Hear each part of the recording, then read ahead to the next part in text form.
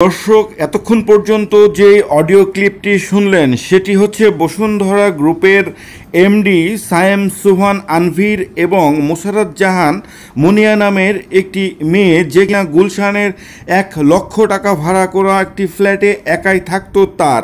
আপনারা জানেন গতকাল সোমবার রাতে সেই মুনিয়ার ঝুলন্ত লাশ সেই গুলশানের ফ্ল্যাট থেকে উদ্ধার করা হয়েছে। প্রিয় দর্শক, অডিও ক্লিপটি একটু মনোযোগ সহকারে শুনলে বোঝা যায় এখানে একজন মেয়ে এবং একজন ছেলের কথোপকথন হয় এবং একটি ঝামেলায় মেয়ে কান্নাজড়িত কণ্ঠে বলছে যে সে কোনো টাকা নেয়নি। অপর প্রান্ততে যে পুরুষ কণ্ঠটি রয়েছে সে বারবার তাকে জোর করছিল এবং তাকে অনেক বেশি চাপ প্রয়োগ করছিল তার কাছে কিছু টাকা পাবে বা তাদের মধ্যে কোনো লেনদেন রয়েছে সেই টাকা পরিশোধ করার জন্য। মোশাররত জাহান মুনিয়ার গুলশানের মতো একটি জায়গায় 1,00,000 টাকা ভাড়া দিয়ে ফ্ল্যাটে থাকতো বলে জানা যাচ্ছে।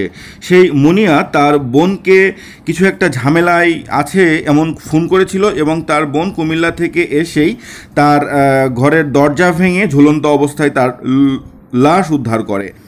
ঘটনাটি ফ্ল্যাশ হওয়ার পর থেকে নেটিজেনরা সরব এই বিষয়টির আলোচনা সমালোচনায়। বলা হচ্ছে মামুনুল হককে যে নারায়ণগঞ্জের রিসোর্টে তার স্ত্রী সমেত ধরে এরকম করা হয়েছিল, এখন এই বৃহৎ শিল্পগোষ্ঠীর যেই মেয়েটির সাথে সম্পর্ক এবং সুইসাইড, এই ব্যাপারে আইনশৃঙ্খলা রক্ষাকারী বাহিনী করে তাকে আইনের আওতায় আনতে পারে কি না এসব বিষয় দেখার জন্য অধীর আগ্রহে সেই নেটিজেনরা অপেক্ষা করছেন বলে জানা যাচ্ছে।